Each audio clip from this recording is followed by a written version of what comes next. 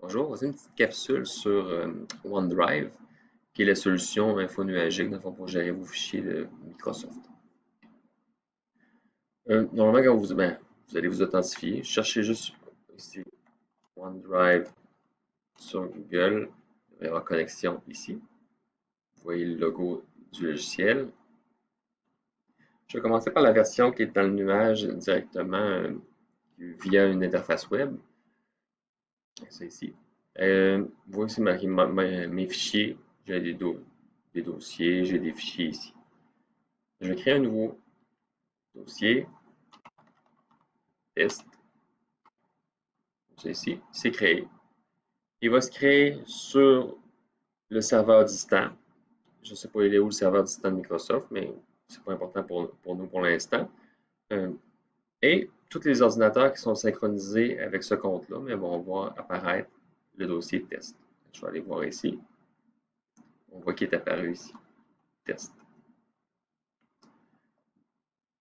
Ensuite de ça, ce que vous pouvez faire, je peux rentrer dans test, je peux créer différents types de fichiers. Si je crée un document Word, ça me permet d'utiliser Word directement ici, sans avoir à passer par l'application. Je vous dirais qu'en général, j'aime mieux utiliser l'application, mais dans certains cas, mais peut-être que vous êtes sur un ordinateur qui n'a pas Word, qui n'a pas Excel, qui n'a pas PowerPoint, vous y avez quand même accès via ça ici. Je vais écrire Allo ici. Le nom de votre fichier, c'est en haut ici, on peut le changer. Fichier test ici. Et sauvegarder. On peut vouloir toutes les options de Word, on les verra plus tard dans le cadre du cours. On peut vouloir partager un fichier. Ça, c'est une des options qui est directement dans l'interface ici. Sinon, en fait, je peux cliquer ici, Send Link, envoyer un lien. Je sors de là. C'est pas ça que je vais faire ici. Je vais montrer même chose ici, partager. Et il y a aussi Share ici, partager. Vous partagez avec soit des collègues, des amis, peu importe ce que vous voulez, dépendant de ce que vous voulez partager. Je vais le faire ici. Et vous dites, qu'est-ce que les gens ont le droit de faire? Moi, je veux juste qu'ils voient. Est-ce qu'ils peuvent faire l'édition? Est-ce qu'ils peuvent seulement voir? Seulement voir. Je peux créer ici un lien que je vais envoyer aux personnes avec qui je veux le partager, puis ils vont avoir accès directement.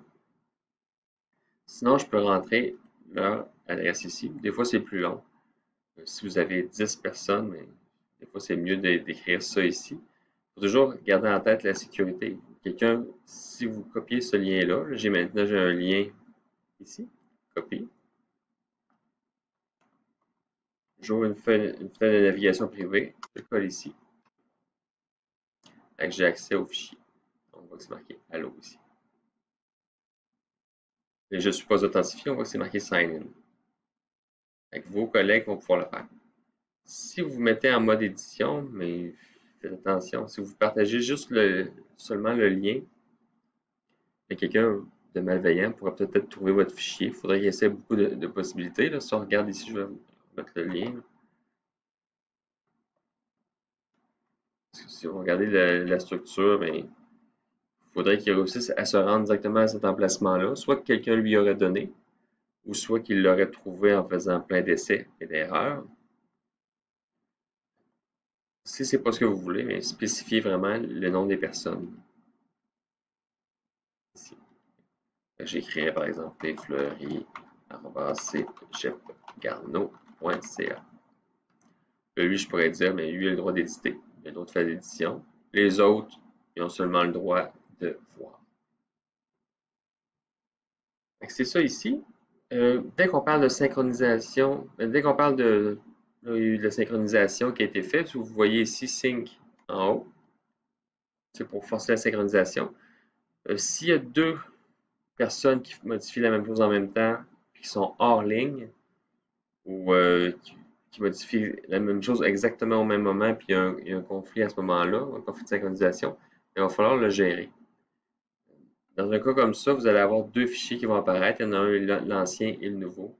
C'est vous qui allez devoir voir c'est quoi la différence entre les deux. peut-être que vous allez devoir communiquer avec les personnes qui ont fait les autres modifications. Pour voir qu'est-ce qu'on garde et ce qu'on ne garde pas ici.